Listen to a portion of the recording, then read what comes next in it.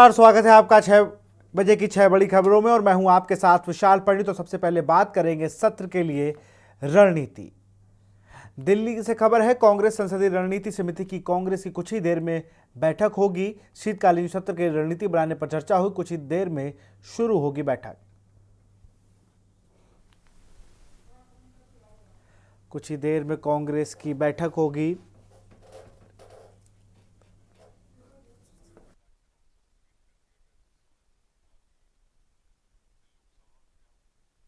और जो लोग जिन लोगों के हाथ में हुकूमत है, उस वक्त ही अगर आप नहीं कर सकते तो बाद में शीतकालीन सत्र की रणनीति तैयार करेगी कांग्रेस। कुछ ही देर में शुरू होगी कांग्रेस की बैठक।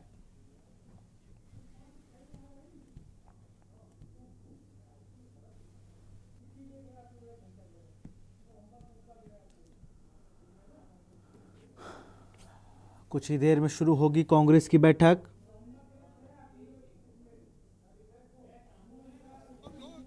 शीतकालीन सत्र के लिए शुरू होगी बैठक। हुकूमत है, उस वक्त तो बाद में क्या करने वाले।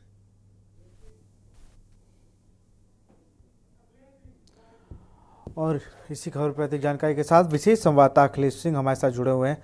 अखिलेश, अगर बात की जाए तो कांग्रेस संसदीय रणनीति समिति की बैठक होगी और उस बैठक पे 27 तारीख को सत्र शुरू होना है शीतकालीन, उसके लिए रणनीति तैयार की जाएगी। क्या कुछ रणनीति में रहने वाला है इस बार कांग्रेस की? और इस बार तो मुझे लगता है वायनाड से सांसद चुनी गई हैं प्रियंका गांधी, वो भी इस बार सत्र का हिस्सा होंगी।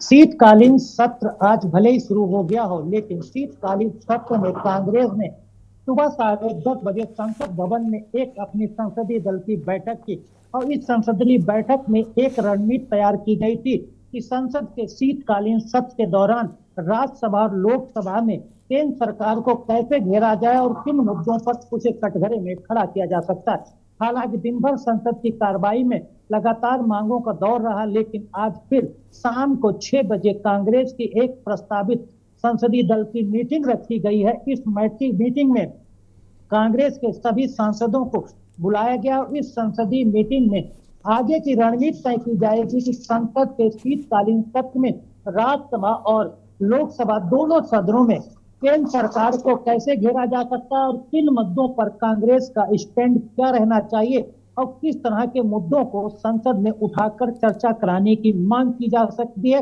जिन मुद्दों के सहारे केंद्र सरकार को सदन में घेरा जा सकता है और जनता के लिए जवाबदेही तय की जा सकती है और उन सवालों को भी संसद के अंदर उठाया जा सकता है जिन सवालों को लेकर मोदी सरकार को कटघरे में खड़ा किया जा सकता है। फिलहाल अभी देखना होगा कि जब आज कुछ देर बाद कांग्रेस के संसदीय दल की जब बैठक शुरू होगी, इस बैठक में कांग्रेस के सभी सांसद चाहे उसमें किसी भी क्षेत्र से आते हों और उनका किसी भी मुद्दे की मांग को लेकर संसद में आज चिट्ठी भी लिखी गई थी, वो सांसद भी सब मौजूद रहेंगे। मल्लिकार्जुन खड़गे की अध्यक्षता में बैठक होगी और इस बैठक में संसदीय दल में उन मुद्दों पर विचार किया जाएगा जिनको खासकर इस शीतकालीन सत्र में केंद्र सरकार ने सूचीबद्ध किया है कि वो उन बिलों को संशोधन के लिए सदन में पेश कर सकती है। उनमें सबसे बड़ा अगर बिल कहा जाए तो वक्फ संशोधन बिल है, जिसे केंद्र सरकार हर हालत में शीतकालीन के शुरुआती पहले सप्ताह के आखिरी दिन पेश करना चाहती है।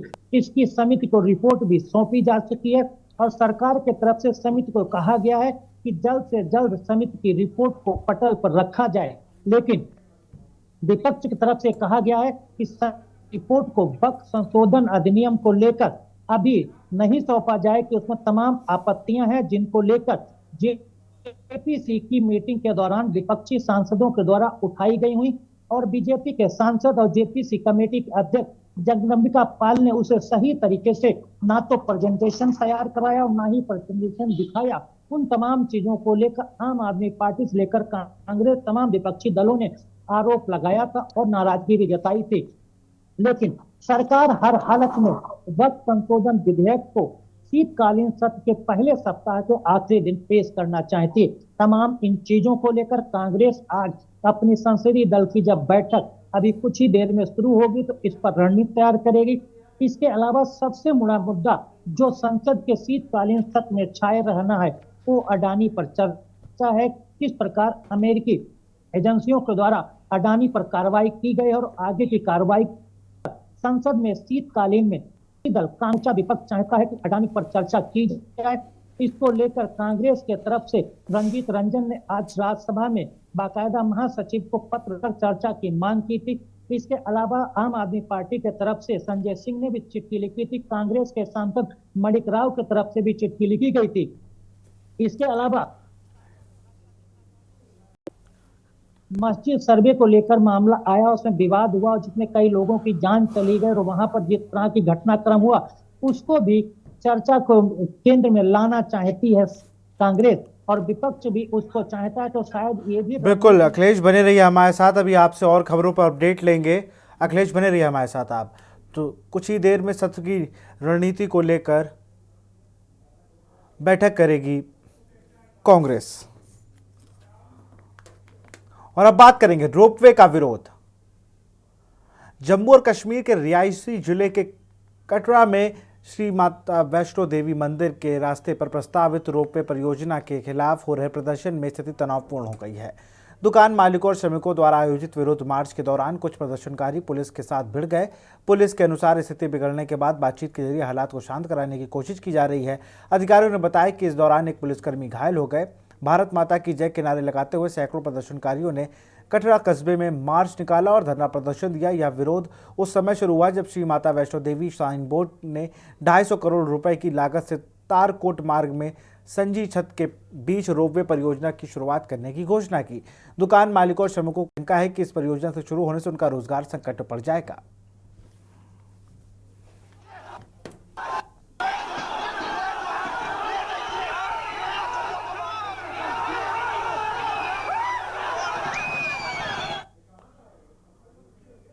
और अब बात करेंगे खाट बिछाकर नौकरी की मांग। लखनऊ में दिव्यांग महागठबंधन के तत्वाधान में भाजपा प्रदेश मुख्यालय विधानसभा पर खाट बिछाकर घेरा गया। दिव्यांग महागठबंधन लेखपाल पद पर चयनित दिव्यांगजन को नियुक्ति पत्र देने की सीजनल अमीनों के विनियमितीकरण, यातायात पुलिस विभाग में कार्यरत दिव्यांग ट्रैफिक वार्डनों को चौराहे पर तैनाती दिलाने, नौकरी, रोजगार, स्वास्थ्य, शिक्षा, सुरक्षा और 100% गारंटी देने के लंबे समय की मांग को लेकर पिछले 11 माह से इको गार्डन में धरना प्रदर्शन व अनशन के बाद जब सरकार ने मांग नहीं पूरी की तो भाजपा प्रदेश कार्यालय घेर कर सरकार के खिलाफ विरोध प्रदर्शन कर दिया। महागठबंधन के अध्यक्ष मनीष प्रसाद ने कहा कि पूरे उत्तर प्रदेश के सभी दिव्यांगजन दिव्यांग महागठबंधन के बैनर तले एक हो गए हैं और सरकार ने मांग पूरी नहीं की तो आगामी चुनाव में उत्तर प्रदेश के लाख दिव्यांगजन सरकार को अपने वोट की बदौलत सत्ता से बेदखल कर देंगे। मनीष प्रसाद ने कहा कि सरकार हमको कमजोर आंकने की कोशिश ना करे वरना परिणाम भी कुछ अलग हो सकते हैं।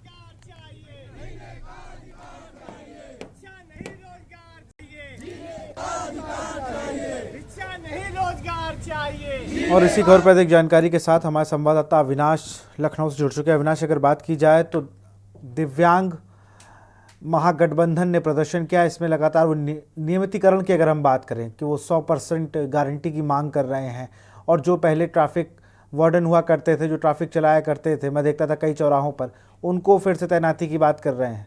लेखपाल में चयनित दिव्यांगजनों को नियुक्ति पत्र देने की बात करें, तमाम मांगे हैं। अविनाश, बिल्कुल विशाल, देखिए जिस तरीके से दिव्यांगजन कोटे के 2023 में लेखपाल की जो है निकली थी, इसका जो है दिव्यांगजन के तमाम जो अभ्यर्थी हैं उनका कहना है कि जो है पूर्ण रिजल्ट इनका जो है नहीं जारी किया गया है और अभी भी 188 पद जो है दिव्यांग कोटे के खाली है, जिसकी नियुक्ति को लेकर जो है राजधानी में जो है लगातार ये दिव्यांगजन के तमाम संगठन के लोग जो है विरोध प्रदर्शन कर रहे हैं। कुछ दिन पहले चारबाग रेलवे स्टेशन पर बड़ी संख्या में उन लोगों ने विरोध प्रदर्शन दर्ज किया था और आज जो है भारतीय जनता पार्टी कार्यालय के बाहर खाट बिछाकर ये लोग जो है विरोध तरीके का अनोखा प्रदर्शन आज राजधानी लखनऊ में देखने को मिला और उनका आरोप है कि आयोग जो है कहीं ना कहीं सरकार को गुमराह करने का काम कर रही है। इसकी जो 128 जो पद अभी भी खाली है दिव्यांगजन कोटे के, उनको जो है जल्द भरने की मांग वो लोग लगातार जो है कहीं ना कहीं कर रहे हैं।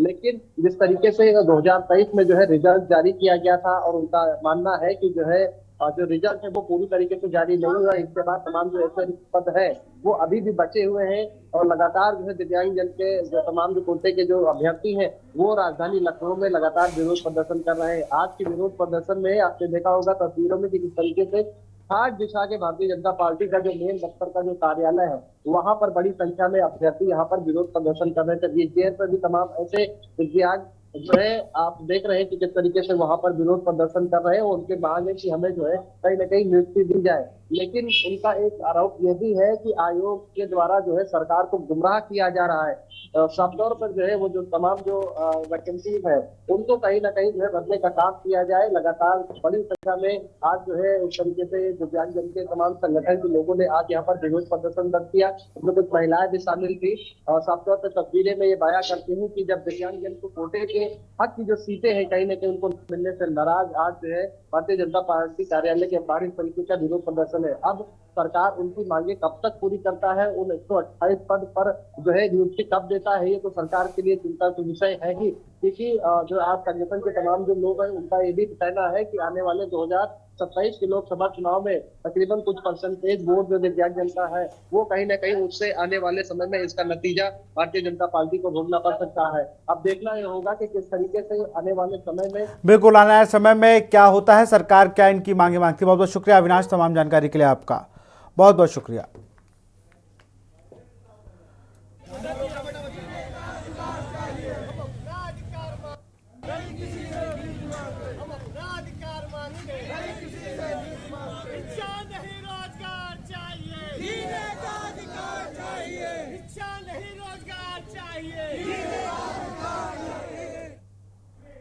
बात करेंगे गूगल मैप ने दिखाया मौत का रास्ता, लेकिन एक छोटे से ब्रेक के बाद।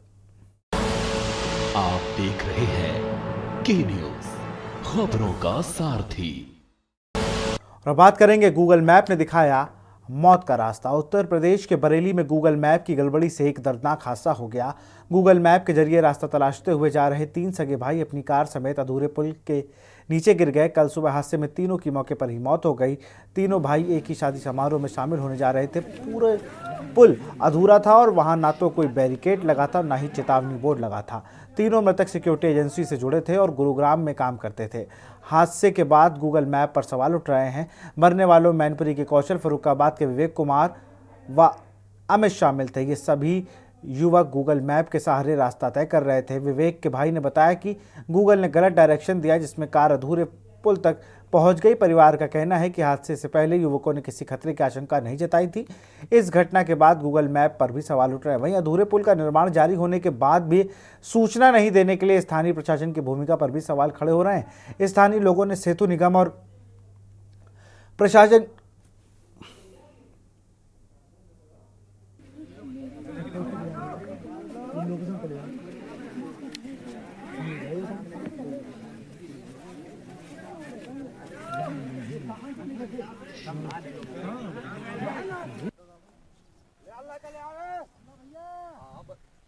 बताएगा करो वाले की सेकंड मोबाइल वाले ने कहा ये तो कपड़ा देख ले काय काय ले भाई यहां कैसे रोकते भाई इसमें यहां इतनी डांग बन रही, तुम डांग पर बैठे, डांग गिरती तो वहीं जाओगे तुम।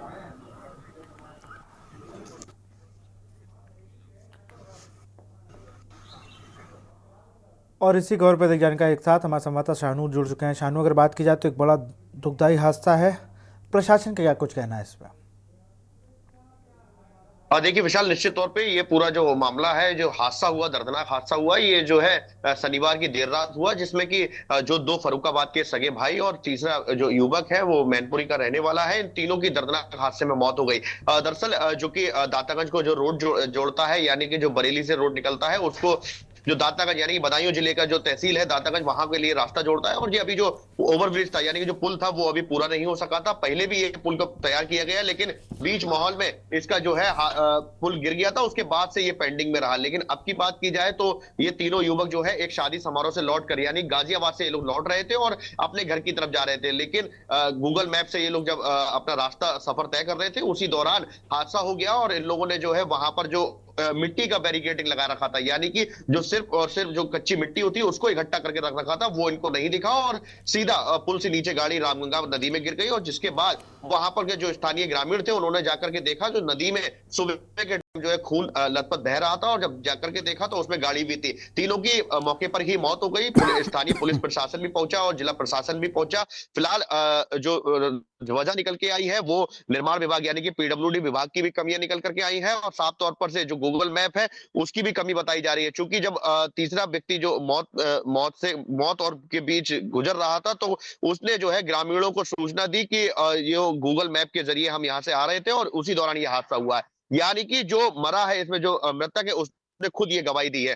लेकिन सबसे बड़ा सवाल है, जो गूगल मैप है उसके जो अधिकारी हैं उन पर कब कार्रवाई होगी। लेकिन अभी की ताजा अपडेट विशाल ये है कि जो गूगल मैप के क्षेत्रीय प्रबंधक है उन पर भी कार्रवाई होने की बात सामने आ रही है कि उन पर भी एफआईआर दर्ज की जाएगी। और साथ में जो अभियंता है, यानी कि जो मुख्य 4 अभियंता है जो कि बदायूं से संबंधित है और बरेली पीडब्ल्यूडी विभाग के अंडर में आते हैं, इन चारों पर भी मुकदमा दर्ज किया जाएगा। फिलहाल दातागंज में एक तहरीर दी गई है, दातागंज थाने में एक तहरीर दी गई है, उसी के तहरीर के आधार पर मुकदमा दर्ज होगा, और जल्द ही इस पूरे मामले में 5 बड़े अधिकारियों के खिलाफ कार्रवाई मानी जा रही है कि और कार्रवाई जल्द से जल्द हो सकती है। लेकिन बड़ा सवाल है कि गूगल मैप, जो कि सबसे ज्यादा इंसान आज के समय में, रात की बात हो या फिर लंबे सफर की बात हो, सबसे ज्यादा विश्वास गूगल मैप पर रखता था, लेकिन अब उस पर भी सवालिया निशान खड़ा हो गया है कि बिल्कुल ये बिल्कुल भी अब रास्ता देखना सही होगा बता ना कि ये इसके कार्रवाई क्या होती है। और इस पुल पर मुझे लगता है कि अब साइन 9 बोर्ड लग जाएंगे। बहुत बहुत शुक्रिया आपका तमाम जानकारी के लिए।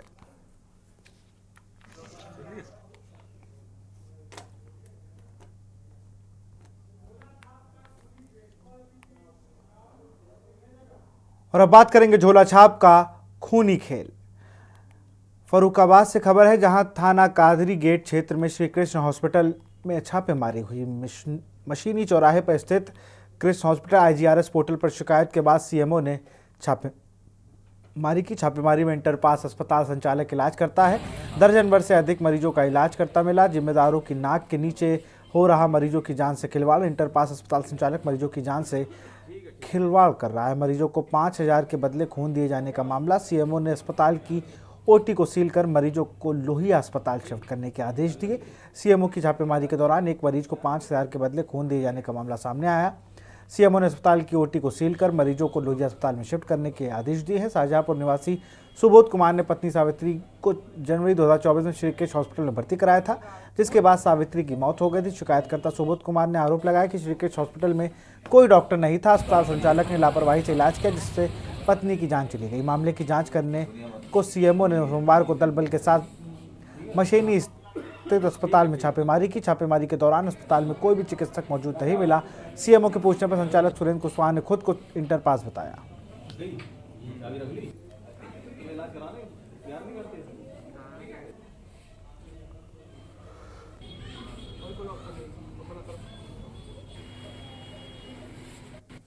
दिया गया यहाँ पर, ये बात है कई कुछ महीने पहले की। और यहाँ इलाज हुआ, पता नहीं कैसे इलाज हुआ, उसके बाद उसको रेफ़र कर दिया माया हॉस्पिटल में, वहाँ उसकी डेथ हुई है। तो उसका ये शिकायतकर्ता ये कह रहा है कि इन्होंने गलत इलाज किया है, इसके खिलाफ बंद होना चाहिए अस्पताल, ये कार्रवाई होनी चाहिए। तो आज मैं खुद आया इसको देखना, कितना उसको मैंने कहा हकीकत देखें क्या है। यहाँ ना तो कोई डॉक्टर है, BMS डॉक्टर साहब है, उनके भरोसे चल रहा है पूरा, और ये बोतलें लगा रहे हैं। कितने मरीज मिले हैं? यहाँ लगभग 16 मरीज भर्ती हैं। सब मरीज सब क्या अस्पताल में आएंगे? सरकारी अस्पताल में लोहिया जाएंगे, कुछ अपना अच्छे अस्पताल में जाएंगे जहाँ डॉक्टर मिले। इनके ब्लड आ रहा है, इसलिए। कब से भर्ती करा? कल से। कौन डॉक्टर साहब देख रहे हैं? सुरेंद्र जो हैं। अच्छा, इन्होंने क्या बताया कि डॉक्टर हैं? हाँ, यही इलाज कर रहे हैं? हाँ, यही कर रहे हैं, और ये लोग हैं यही इलाज देखते हैं। अच्छा अच्छा, और कोई डॉक्टर बाहर से नहीं आया?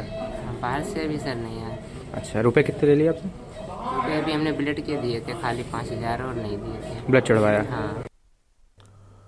और अब बात करेंगे पर्यावरण के दुश्मन परिवार। राष्ट्रीय राजधानी में वायु की गुणवत्ता गंभीर स्तर पर पहुंच गई है। शनिवार को दिल्ली का AQI 450 दर्ज किया गया। वायु प्रदूषण पर रोक लगाने के लिए दिल्ली पुलिस कड़ी कार्रवाई कर रही है। 1 अक्टूबर से 22 नवंबर के बीच प्रदूषण नियंत्रक प्रमाण पत्र PUC नहीं होने पर 1.64 लाख वाहन मालिकों के खिलाफ चालान जारी किए गए हैं, जिनकी कुल राशि 164 करोड़ रुपए है। दिल्ली ट्रैफिक पुलिस के आंकड़ों के अनुसार इस वर्ष अब तक कुल 3,87,000 वाहनों का PUC नहीं होने के चलते चालान किया गया है। बिना PUC वाहन चालान 10,000 रुपए का चालान किया जाता है। पुलिस ने इस सर्दी के मौसम में 10 साल पुराने पेट्रोल और 15 साल पुराने डीजल वाहनों पर को जब्त किया है। इनका बता दें, इन जब्त वाहनों का आंकड़ा है 6,531। इसके अलावा बिना कवर के किए गए कंस्ट्रक्शन और डेमोलिशन वेस्ट ले जा रहे 872 वाहनों को पकड़कर, जबकि पूरे 22 नवंबर तक ऐसे 1413 वाहनों पर एक्शन लिया गया। इसके साथ ही 20,000 रुपए का जुर्माना भी लगाया गया है।